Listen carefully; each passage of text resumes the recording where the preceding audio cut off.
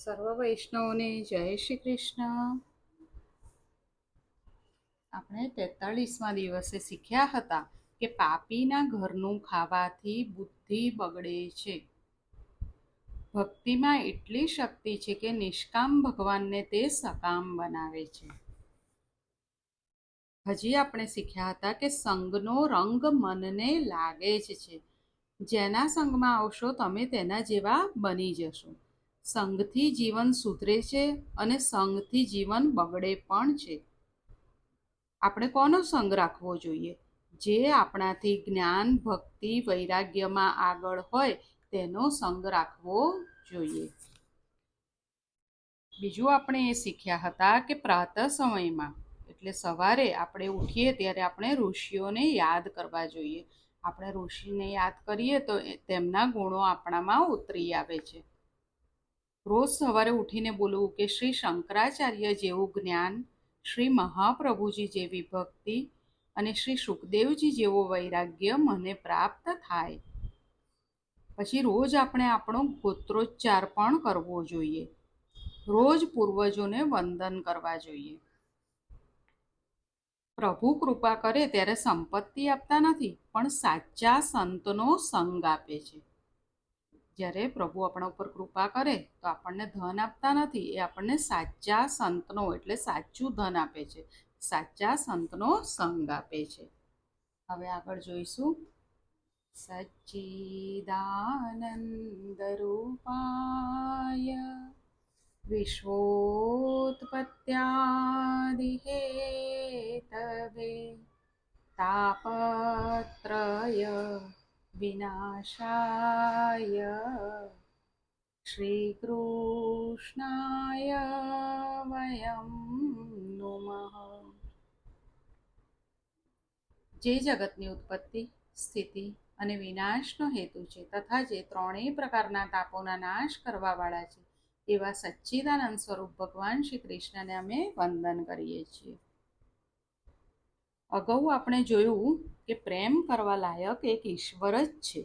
વિદુરજીને ત્યાં પરમાત્મા પધાર્યા છે. સુલભાની ભાવના સફળ થઈ છે. ઠાકોરજીએ તેની ભાજી આરોગી છે.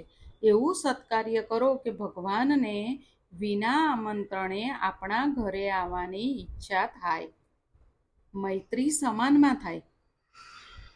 જો જીવ ઈશ્વર જેવો બને તો ભગવાન તેના ઘરે આવે.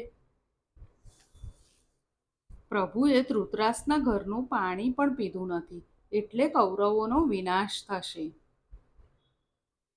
સુખદેવજી રાજાને કહે છે, હવે હું તને આગળની કથા સંભળાવું છું. દુર્યોધને પાંડવોનું રાજ્ય હરી લીધું. પાંડવોને વનવાસ મળ્યો છે.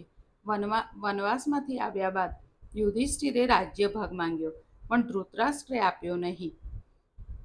ભગવાન શ્રી કૃષ્ણ વિષ્ટિ કરાવવા માટે આવ્યા, પણ કુરુરાજે તેનું કહેવું માન્યું નહીં. પછી સલાહ માટે વિદુરજીને બોલાવવામાં આવ્યા. વિદુરજીએ ધૃતરાષ્ટ્રને ઉપદેશ આપી સમજાવવા માટે પ્રયત્ન કર્યો, પણ ધૃતરાષ્ટ્ર તેનું માનતા નથી. અને હવે આ જે ઉપદેશ કર્યો વિદુરજીએ, એ ઉપદેશને વિદુર નીતિના નામે ઓળખાય છે. તેને વિદુર નીતિ કહે છે. જે બીજાના ધનનું હરણ કરી લે છે તે ધૃતરાષ્ટ્ર છે. જેની આંખમાં પૈસો છે તે આંખ હોવા છતાં આંધળો થઈ જાય છે. કોણ આંખ હોવા છતાં આંધળો થઈ જાય છે? જેની આંખમાં પૈસો છે તે. પાપી પુત્ર સાથે પ્રેમ કરનારો બાપ એ ધૃતરાષ્ટ્ર છે. પહેલા તો એક જ ધૃતરાષ્ટ્ર હતો, પણ આજકાલ તો ધૃતરાષ્ટ્રો બહુ વધી પડ્યા છે. વિદુરજી ધૃતરાષ્ટ્રને કહેવા લાગ્યા, દુર્યોધન પાપી છે. દુર્યોધન તારો પુત્ર નથી, પણ તારું પાપ જ તારા પુત્ર તરીકે આવ્યું છે. ઘણીવાર પાપ જ પુત્ર રૂપે આવે છે અને ત્રાસ આપે છે. શાસ્ત્રમાં કહ્યું છે કે દીકરો દુરાચારી થાય તો મા બાપની દુર્ગતિ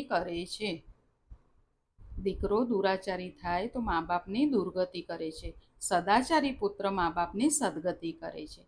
પુત્ર દુરાચારી હોય તો તેનો સંગ છોડી દેવો. માનવું કે આ મારો નથી, મારું પાપ પુત્ર રૂપે આવ્યું છે. નાના બાળકને પાપની બીક બતાવો તો તે માની જશે. આજકાલના યુવાનો બીક રાખતા નથી, તેથી માર ખાય છે. દુર્યોધન દુરાચારી છે, એ તારા વંશનો વિનાશ કરવા આવ્યો છે. ચોરી અને વ્યભિચારને મહાપાપ કયા છે, તે ક્ષમ્ય નથી. બીજા પાપો ક્ષમ્ય છે. ચોરી અને વ્યભિચાર એ બે મોટા પાપ છે. કેટલાક ચોર જેલમાં ત્યારે કેટલાક ચોર મહેલમાં રહે છે. ચોર એટલે કોણ? વગર મહેનતે બીજાનું પચાવે તે ચોર. વગર મહેનતે બીજાનું પચાવે તે ચોર. જેનું છે તેને આપ્યા વગર ખાય એ ચોર. કોઈનું મફતનું ખાશો નહીં. વગર મહેનતનું જે ખાય છે તે ચોર છે. સ્થિતિ સારી હોવા છતાં જે અતિથિ સત્કાર કરતો નથી તે ચોર છે. પોતાના માટે જ રાંધીને ખાય તે ચોર છે. અગ્નિમાં આહુતિ આપ્યા વગર ખાય તે ચોર છે. વ્યાજબી નફા કરતાં વધારે નફો લે એ ચોર છે. વિચારો, આમાંથી કોઈમાં આપણો નંબર તો નથી ને? દુર્યોધન ચોર છે. પ્રભુએ પાંડવોને અપનાવ્યા છે, તેથી તેઓને પ્રભુ ગાદી ઉપર બેસાડશે. ધર્મરાજા તારા અપરાધ ક્ષમા કરવા તૈયાર છે. ધર્મરાજા અજાતશત્રુ છે. ભાગવતમાં 2 અજાતશત્રુ બતાવ્યા છે, એક ધર્મરાજા અને બીજા પ્રહલાદજી. ભાગવતમાં 2 અજાતશત્રુ બતાવ્યા છે, એક ધર્મરાજા અને બીજા પ્રહલાદજી. માટે હજુ દુર્યોધનનો મોહ ત્યાગ નહીં તો વિનાશ થશે. દુર્યોધન એવો દુષ્ટ હતો કે દ્રૌપદીના રૂપને જોઈને તે બળતો હતો.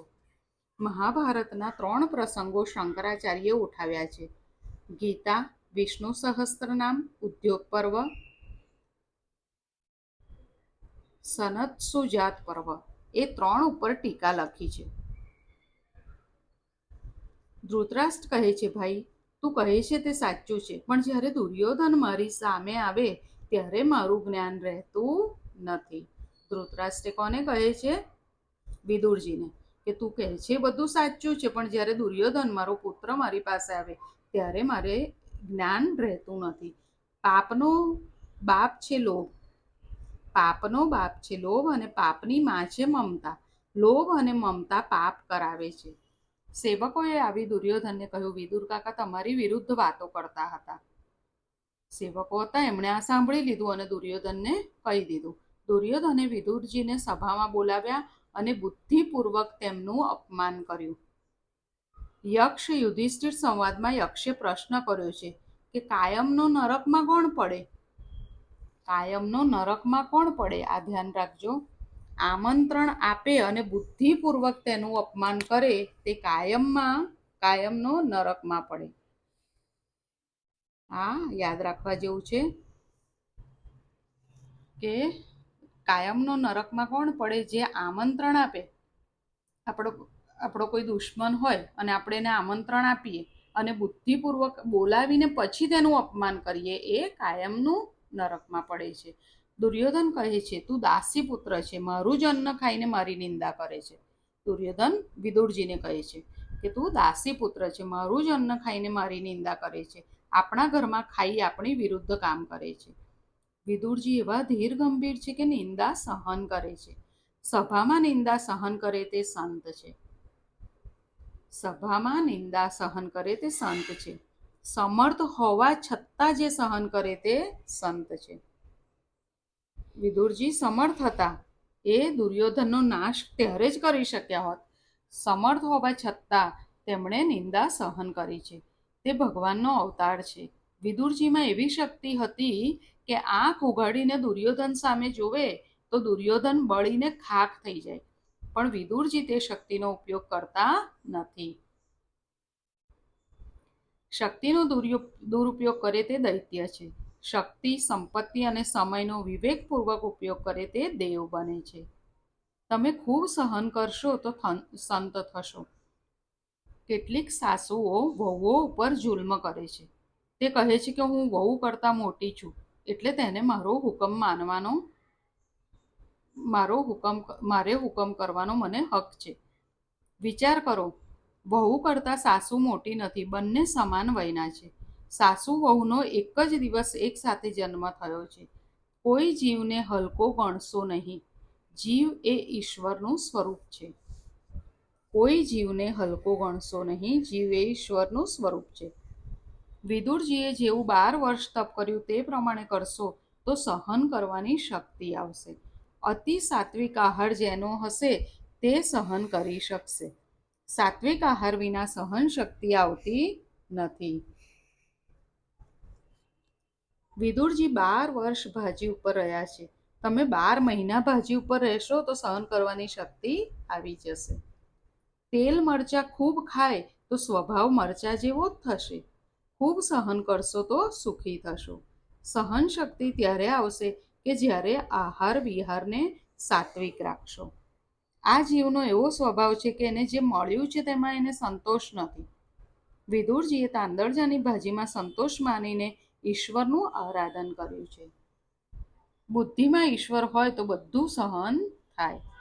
શું કીધું? બુદ્ધિમાં અગર ઈશ્વર હોય તો બધું સહન થાય. અપમાનથી વિદુરજી ગ્લાનિ પામતા નથી. સભામાં દુર્યોધને વિદુરજીનું અપમાન કર્યું તેમ છતાં ગુસ્સે થયા નથી. વિદુર કાકાએ એકલી ભાજી ખાધેલી ને. સાત્વિક આહાર વગર ગમ ખાવાની શક્તિ નહીં આવે. જીવનમાં સુખી રહેવું હોય તો કમ ખા અને ગમ ખા. કમ ખા એટલે ઓછું ખા અને ગમ ખા એટલે સહન કર. મનુષ્યને બધું ખાતા આવડે છે, ફક્ત ગમ ખાતા આવડતું નથી. તમારી કોઈ નિંદા કરે તો તમે નિંદા શાંતિથી સહન કરજો. માનજો કે નિંદક મારા દોષનું મને ભાન કરાવે છે. મારા પાપને તેઓ ધુએ છે. કેટલાકને નિંદા કર્યા વગર ખાધેલું પચતું નથી. આ દુનિયાએ નિંદા કર્યા વગર કોઈને છોડ્યો નથી. ભગવાન દુઃખથી બોલ્યા છે, હું માનવોનું કલ્યાણ કરવા માનવ રૂપે આવ્યો, છતાં પણ લોકોએ મને છોડ્યો નથી, મારું અપમાન કર્યું છે, એવું ભગવાન પોતે કહે છે. નિંદા કરનાર ઉપર ક્રોધ કરવો જોઈએ નહીં. નિંદા સાંભળીને તેમાં પણ ઈશ્વરનો શુભ સંકેત માનવો. વિદુરજીનું અપમાન કરવામાં આવ્યું તો પણ તેમાં તેઓ પ્રભુની કૃપાનો અનુભવ કરે છે. વિદુરજીએ વિચાર્યું, દુર્યોધન મારી નિંદા કરતો નથી, પણ દુર્યોધનના અંતરમાં રહેલા નારાયણ મને કહે છે કે કૌરવોનો તું સંગ છોડી દે. વિદુરજીએ શું વિચાર્યું? નિંદા આવું રીતે દુર્યોધને એનું અપમાન કર્યું સભામાં, તો એમ વિચારે છે કે મારી નિંદા નથી કરતો, પણ દુર્યોધનની અંદર જે નારાયણ છે એ મને કહે છે કે તું કૌરવોનો કુસંગ છોડી દે. કૌરવોનો કુસંગ છોડાવવા માટે પ્રભુની આ પ્રેરણા છે. મહાપુરુષો નિંદામાંથી પણ સાર કાઢે છે. સારી વસ્તુમાં સારું દેખાય એ સાધારણ વૈષ્ણવ. સારી વસ્તુમાં સારું દેખાય એ સાધારણ વૈષ્ણવ. પણ જેને ખરાબમાં પણ સારું તત્વ દેખાય એ ઉત્તમ વૈષ્ણવ છે. પ્રતિકૂળ પરિસ્થિતિમાં પણ વૈષ્ણવ પ્રભુનો અનુગ્રહ જ જુએ છે. કૌરવોના મંડળમાં વિદુરજી બિરાજે તો કૌરવોનો વિનાશ કેવી રીતે થાય? ના થાય. એટલે પ્રભુએ વિદુરજીને ત્યાંથી જવાની પ્રેરણા કરી છે. રામાયણમાં રાવણે વિભીષણનું અને ભાગવતમાં દુર્યોધને વિદુરજીનું અપમાન કરેલું. રામાયણમાં રાવણે વિભીષણનું અપમાન કર્યું હતું ને, વિભીષણ પછી છોડીને જતા રહ્યા. એવી રીતે ભાગવતમાં દુર્યોધને વિદુરજીનું અપમાન કરેલું. આ પ્રમાણે સંતોના અપમાનથી તેઓનો નાશ થયો. ઘરમાં એકાદ પુણ્યશાળી માણસ હોય તો તે ઘરના માણસોનું કોઈ અહિત કરી શકતું નથી. આ પણ ધ્યાન રાખવા જેવું છે કે ઘરમાં કોઈ એકાદ પુણ્યશાળી માણસ હોય તો ઘરના કોઈ પણ માણસનો કોઈ અહિત કરી શકતું નથી. વિદુરજીના જવાથી કૌરવોનો નાશ થયો. વિભીષણના જવાથી લંકાના રાક્ષસોનો નાશ થયો. દુર્યોધને નોકરોને હુકમ કર્યો કે આ વિદુરજીને ધક્કો મારીને બહાર કાઢો. સેવકો ધક્કો મારીને બહાર કાઢે તે પહેલા વિદુરજીએ સમજીને ઘરનો ત્યાગ કર્યો છે. ધનુષ્ય બાણ તેમણે ત્યાં જ મૂકી દીધા છે. કૌરવોને તે દ્વારા ઉપદેશ આપ્યો છે કે પાંડવો સાથે ધનુષ્ય બાણ લઈને લડશો નહીં. વાણીથી લડવું હોય તો લડજો. વિદુરજી યાત્રા કરવા નીકળ્યા છે. ધૃતરાષ્ટ્રે મોકલાવેલું ધન તેઓ લેતા નથી. જરૂરિયાત ઓછી કરો તો પાપ ઘટશે. જરૂરિયાત ઓછી કરો તો પાપ ઘટશે અને જરૂરિયાત વધારશો તો પાપ પણ વધશે. પ્રાપ્ત સ્થિતિમાં અસંતોષ મનુષ્યને પાપ કરવા માટે પ્રેરે છે. તેથી જ તો કહ્યું છે કે પાપનો બાપ લોભ છે. જે કોઈ પાપ કરતો નથી તે મહાન પુણ્ય કરી રહ્યો છે. વિદુરજી 36 વર્ષ સુધીની યાત્રા કરવા માટે નીકળ્યા છે, પણ સાથે કાંઈ લીધું નથી.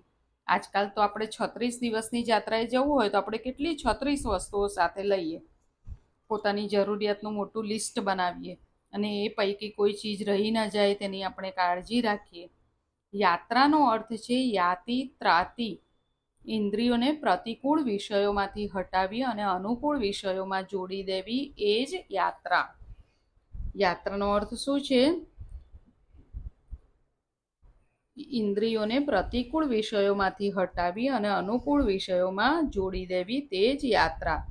તીર્થયાત્રા તેની સફળ થાય કે જે તીર્થ જેવો પવિત્ર થઈને ઘરે આવે. જાત્રા કરવા જતાં પુણ્ય થતું નથી, અનેકવાર પાપ ભેગું થઈ જાય છે. માટે યાત્રા વિધિપૂર્વક કરવાની છે. યાત્રા વિધિપૂર્વક કરો તો તેનું પુણ્ય મળે છે. યાત્રા ઉપર જતા પહેલા શું નક્કી કરવાનું? આપણે યાત્રા કરવા જઈએ તો આપણે શું નક્કી કરવાનું કે આજથી હું બ્રહ્મચર્ય પાળીશ. આ બધા નિયમો આપણે પાલન કરીએ તો જ આપણી તીર્થયાત્રા સફળ થશે. કયા નિયમો છે સાંભળી લઈએ, આપણે જોઈ લઈએ. યાત્રા પર જતા પહેલા આજથી હું બ્રહ્મચર્ય પાળીશ, આજથી હું ક્રોધ નહીં કરું, આજથી હું જૂઠું નહીં બોલું, આજથી વ્યર્થ ભાષણ નહીં કરું. આવી પ્રતિજ્ઞાઓ કરવી પડે છે. આવી પ્રતિજ્ઞાઓ લીધા પછી યાત્રાની શરૂઆત કરવી જોઈએ. આજકાલ તો લોકો પૈસા બહુ હોય એટલે પૈસાના બહાને યાત્રા કરવા નીકળી પડે છે. આવી રીતે તો કાગડો પણ મથુરા કાશી બધે જઈને આવતો હશે. તીર્થયાત્રાના બ્રાહ્મણોની નિંદા કરે તેને તીર્થયાત્રાનું ફળ મળતું નથી. આ ખાસ યાદ રાખજો. આપણે તીર્થયાત્રામાં જઈએ પછી ત્યાં બ્રાહ્મણોની નિંદા કરીએ કે જો આપણી પાછળ પાછળ માંગવા આવે છે, જતા પણ નથી, પણ એમનું નિર્ભર આપણા ઉપર જ છે. તો ભલે આપણે ના આપીએ તો આપણે 2 હાથ જોડી દઈએ, પણ આપણે એમનું નિંદા કરવી જોઈએ નહીં. બ્રાહ્મણ પ્રત્યે સદભાવ ન હોય તો તીર્થયાત્રા ફળતી નથી. ગુરુનું અપભ્રંશ છે ગૌર. ગુરુનું, આપણા જે ગુરુ છે એનું અપભ્રંશ છે ગૌર. કેટલાક બહુ ડાયા હોય છે, અગાઉથી ગૌર મહારાજને કહી દે છે કે અમે આટલા દિવસ આવીશું, તમે બધું તૈયાર રાખજો. તો ગૌર શું કહીએ, આપણા નોકર છે. તીર્થમાં વિધિપૂર્વક સ્નાન કરવું જોઈએ. પછી બીજું શું ધ્યાન રાખવાનું કે તીર્થમાં વિધિપૂર્વક સ્નાન કરવું જોઈએ. તીર્થમાં કોગળો કરાય નહીં અને સાબુ ચોળીને નહાવાય નહીં. શ્રી મહાપ્રભુજી દુઃખથી બોલ્યા છે કે અતિશય વિલાસી અને પાપી લોકો તીર્થમાં રહેવા લાગ્યા ત્યારથી તીર્થનો મહિમા લુપ્ત થયો છે. યાત્રા કરવા નીકળ્યા ત્યારે વિદુરજી સાથે શું લઈ ગયા હતા? કાંઈ નહીં, ફક્ત કૌરવોનું પુણ્ય લઈને નીકળ્યા છે. આજે અહીંયા સુધી રાખીએ. આજે આપણે શું શીખ્યા આપણે જોઈ લઈશું. આમંત્રણ આપે અને બુદ્ધિપૂર્વક તેનો અપમાન કરે તે કાયમનો નરકમાં પડે છે. બીજું આપણે શીખ્યા કે સમર્થ હોવા છતાં જે સહન કરે છે તે સંત છે. કોઈ જીવને હલકો ગણશો નહીં. જીવ એ ઈશ્વરનું સ્વરૂપ છે. અતિ સાત્વિક આહાર જેનો હશે તે સહન કરી શકશે. સાત્વિક આહાર વિના સહન શક્તિ આવતી નથી. બુદ્ધિમાં ઈશ્વર હોય તો બધું સહન થાય. જીવનમાં અગર સુખી થવું હોય તો કમ ખા અને ગમ ખા. કમ ખાય એટલે ઓછું ખાઓ અને ગમ ખાઓ એટલે સહન શક્તિ વધારો. સારી વસ્તુમાં સારું દેખાય તે સાધારણ વૈષ્ણવ, પણ જેને ખરાબમાં પણ સારું તત્વ દેખાય એ ઉત્તમ વૈષ્ણવ છે.